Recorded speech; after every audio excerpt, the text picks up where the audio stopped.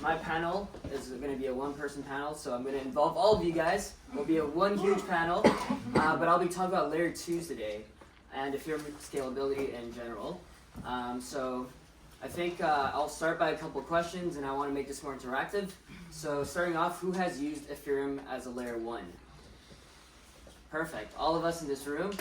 And I'm sure when we're using Ethereum as a layer 1, we've all realized how expensive and slow it is and how congested it can get. Not really a good user experience, right? We're not going to tell a good friend of ours to be like, hey, use this new technology, and then they have to spend $100 confirming a transaction. It's ridiculous. So that's where layer 2s really come in. So how many of you have used a layer 2 here? Fantastic. Sidechain. Or a sidechain, right? That's also a scalability solution, but not quite a layer 2. But for layer 2s, I'm sure, like, let me just pick on one of you guys. How was the experience of the layer 2 compared to the layer 1? Maybe I'll start with you. Yeah, it's much cheaper and faster. Much cheaper and For faster. Sure. Yeah, I tried to claim an NFT on Ethereum. It was showing $40. Mm-hmm. On Linea, it cost me like 30 cents. Cool. Exactly.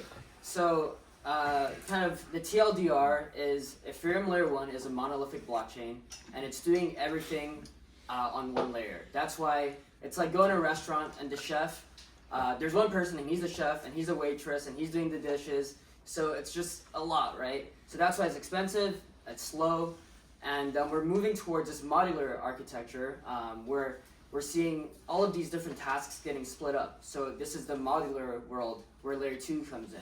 And where layer 2s fit in this modular world is layer 2s are the execution layer. So they're executing transactions and they rely on Ethereum's layer 1 for data availability. So they post the data on Ethereum, and then they rely on Ethereum for settlement as well. So that's kind of the big context of like where layer 2s fit in scaling Ethereum's picture. Now, I also want to ask, have any one of you used Linea before? Yeah. Yep, nice. And do you guys know of any other layer 2 ecosystems in the space? Can you guys name a couple else that you've used? Base. Optimism. Arbitrum. IMX Immutable? Yeah, they're also layer 2, so they're actually a Polygon layer 2 now instead of a sidechain. So I think I'll kind of give a lay of the land now for the different layer 2 ecosystems. So you can think of layer 2s as these highways that speed up transactions and make things super cheap for Ethereum. And ultimately everything gets posted, bundled up, posted back to Ethereum, so it inherits Ethereum security as well. So now it alleviates all that congestion and things are cheaper for users, and this makes it more usable, right? So if things are 1 cent, it gets confirmed within 10 seconds, that's a lot better user experience. Now there's many different teams working on layer 2s in this space. Linea is one of them, there's ZKVM, Polygon is another ZKVM. They used to be a sidechain, but now their whole focus is shifting to ZKVM architecture. And then there's also Scroll, Tycho, that is in the ZKVM kind of camp. Now there's ZKVM layer 2s that leverages validity proofs and ZK proofs, and then there's optimistic rollups as well. So these are a different way of scaling Ethereum. They're not using ZKVMs, they're using optimistic rollups, and these are your optimisms of the world, your arbitrums of the world, and then on top of that, there's Base, Zora, etc., etc. So the difference between optimistic rollups and ZK rollups, there's many, but I don't know if you guys know some of the differences. Have you guys used it? Anyone know the differences between optimistic rollups and ZK rollups? Not really? Well, I won't dive too much into it, but it's essentially optimistic rollups. Basically how rollups work is they bundle a bunch of transactions onto layer 2 and then they post it back to Ethereum as layer 1. So optimistic rollups, what they do is they assume every transaction, everything that's bundled and posted is okay, right? They assume it's optimistic, like there's nothing wrong about it, right? No one's trying to do something shady and rugged. And then there's a 7-day challenge window where you can kind of see, okay, this looks suspicious, let me flag it, and then in that challenge window, you can basically reject things that look suspicious. ZK proofs and ZKVMs, what they do, validity proofs, is that they use cryptography to prove it, and they assume everything is incorrect until proven with cryptography. So it's a lot more computational intensive, and it's much more sophisticated and complicated technology than optimistic rollups. That's why I think there's going to be a little bit more time before it's fully mature. But Linea is one of those teams, pushing the forefront of that. It takes a lot of like research-heavy background people, mathematicians and engineers working on it. But currently, optimistic rollups is at that more mature phase, right? So that's kind of the difference between the two. I'm going to dive into kind of where the layer 2 ecosystem and if Ethereum scalability is heading towards now. So I think right now it's very interesting because these layer 2s are becoming like their own tech stacks as well. So I'm sure you mentioned Base. Base is actually leveraging Optimism's tech stack.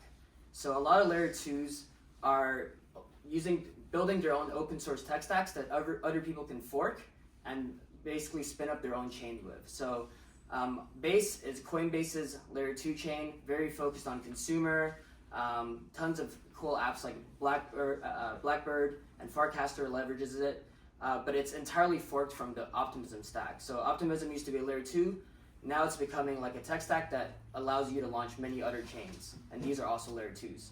And Arbitrum's kind of doing the same thing. So Arbitrum's another big layer 2 ecosystem. They have this thing called Arbitrum Orbit that allows you to spin up many other chains, whether it's layer 2s or layer 3s, which is insane because there's a lot of use case specific app chains coming out on gaming, NFT, that are layer 3s that settle to layer 2s and go to layer 1s. So that's kind of where things are kind of evolving. Polygon is doing the same thing. They have this thing called Polygon Chain Development Kit. Essentially, it allows you to launch layer 2 chains as well using their toolkit. So you just fork it, and then there are some roll-up as a service providers. They can also help you spin one up. But Immutable is another like gaming-focused chain leveraging Polygon Chain Development Kit.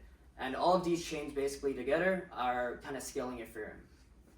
So the way I kind of see layer 2s, in a way, it's like all of these systems are coming together to scale Ethereum's layer 1. And the way it kind of works is like the internet today, right? There are many internet service providers that we use. There's tier 1, tier 2, tier 3, tier 4, all of these things, very complex behind the scenes, but soon it's all going to be abstracted away for the everyday user. And I see the same thing with layer 2s.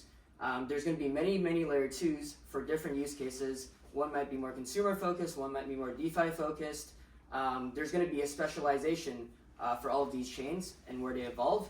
And soon it's going to be all abstracted away. There's a lot of chain abstraction, like layer 0 is a great example of chain abstraction, where there's one layer to kind of allow all these chains to communicate with each other, share assets with each other, and then account abstraction on the wallet side is another thing that will abstract that away on the user side. So essentially, I think in the future there's going to be lots of layer 2s, and then as a user you won't even know which one you're using, you won't even care, and each of them will have apps that are relevant and what they're good at that basically scales Ethereum. Because if all of these things lived on Ethereum, it'd be too expensive, too slow, and essentially what these layer 2s are doing, they're making sure that all the good things about Ethereum, all the good qualities of it is usable and accessible for the masses. And then, okay, finally, I think I'm going to talk a little bit about Linea, since they're the sponsor for this event. Our company at Covalent also works with Linea and a lot of these layer 2 teams. So it's kind of nice. We get a helicopter view of the whole industry and kind of know what each team's advantages and value props are.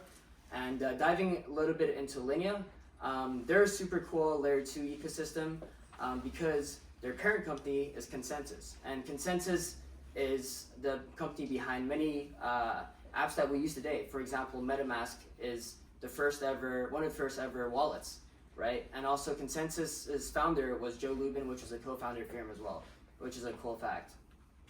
But what makes Linea a pretty awesome chain is that it's really great when there's a team that's building a chain alongside building a team that's building a wallet, because you understand that the wallets interact with the chain, and there's like this whole through line, right? There's many different steps you have to do when you're using a wallet to interact with apps on a chain, and they're doing a really good job of making the steps a lot shorter and making it much easier to interact with a blockchain. So, for example, if you want to do something on a blockchain right now, you get MetaMask.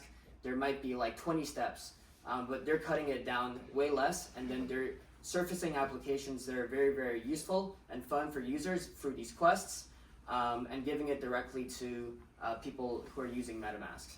So Linea is definitely pushing the boundaries of making L2s more usable, making wallets more usable, and ultimately the goal is to bring billions of users on chain and millions of developers as well that can kind of build more apps that aren't just speculative in nature or gambling. There's been a recent explosion of social, so Farcaster is a good example where you get to own your social graph, you own your followers, you own your content, and you're not locked into any ecosystem, right? There's many more coming up. When I was in New York earlier, I used this app called Blackbird. It was super cool. It was basically a restaurant royalty app where you could have one membership, and then you could access a bunch of free restaurants. You go and you just scan your NFT, and then they register that you've been here before, and then they reward you based on basically that, right? Like how many times you come in, you get an extra meal, you get a drink. But yeah, it's all of these things are starting to be possible because of Layer 2s, and with the Dencun upgrade, this is going to be even better, because what Dencun does is all these Layer 2s before, they're posting their data on Ethereum's main block space, and that took up a lot of money and also space. So now Dencun creates this new thing called block space, which is isolated from Ethereum block space. So now when Ethereum gets busy, the fee market for Layer 2s remains the same. It's isolated, it's unaffected, so Layer 2 fees will always be cheaper. And Layer 2s before costed 10 cents or so to do a transaction. Now it's sub-cents. So it's even faster, even cheaper, and I assume it's going to get even better from here with more work from the Ethereum core dev team. I think that kind of covers all I wanted to kind of give an overview about. There's definitely a lot. Layer 2s, you could go on and on. There's so much about Layer 2s, there's so much about Ethereum.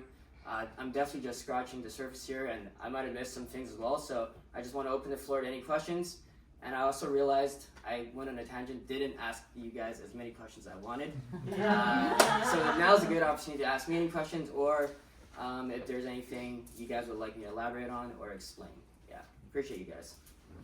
Thank you. Quick one here as well. You mentioned a few different things around like the layer 2 and the connectivity. What do you did you touch on shared sequencing? Yeah, shared sequencing. So sequencing so Layer 2s has many advantages, but it also has many drawbacks right now.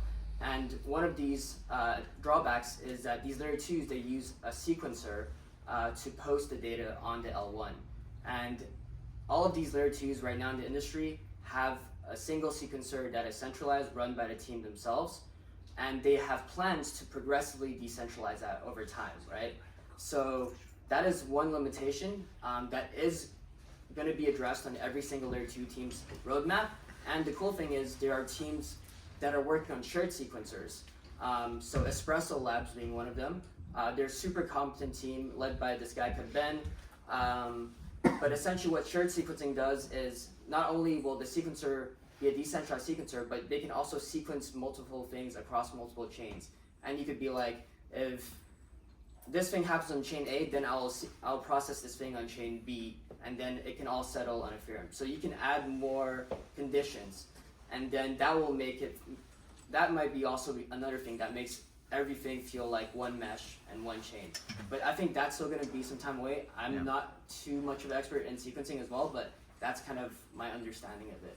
I don't know if you have anything to share with sequencing. It's super interesting. Yeah, we are a long ways away from that, but just also in a in a long-term kind of view that could be another way of blending things together and using it more on the kind of at the, I guess, the consensus layer versus the execute. Yeah, or anyways, at least not relying on like third-party solutions per se, and it can actually be built right into the network. Absolutely. So, yeah, just a long ways away, I think. Yeah. The cool thing about Ethereum is that all the development is kind of on the edges of the ecosystem, I guess. Not edges, but it's a decentralized way of building one ecosystem. Like, you know, all these layer 2 teams, they're not paid by Ethereum, or like, there's some weird, like, you know, relationship, like, we're hiring you to build L2. It's all these teams coming together. One team's like working on sequencing, another team's working on layer 2s, another team's working on DA layers, data availability layers. There's these other layers that they can post data to that makes it even cheaper, like Celestia, Eigenlayer, but all these teams are coming together around Ethereum, rallying around it because they want to, they believe in it, and together they're collaborating to kind of scale Ethereum together. I think that's a cool thing, because Ethereum's a cool place to ladder up and work on other things, and usually it's very positive sum, everyone collaborates, and that's why I think it's a really cool space to be in, and also a cool industry to work in, to go full time, I guess. Yeah. Any other questions? I might have taken up too much time because we're running a little late. You did a great job. We talked about optimism rollups. Yes. And DK rollups. Yeah. But we didn't talk about fruit rollups. I think that's the best roll up of them all. So I think the fruit rollup's going to be where it all doesn't comes into scale. form. Doesn't scale. They stretch. They stretch.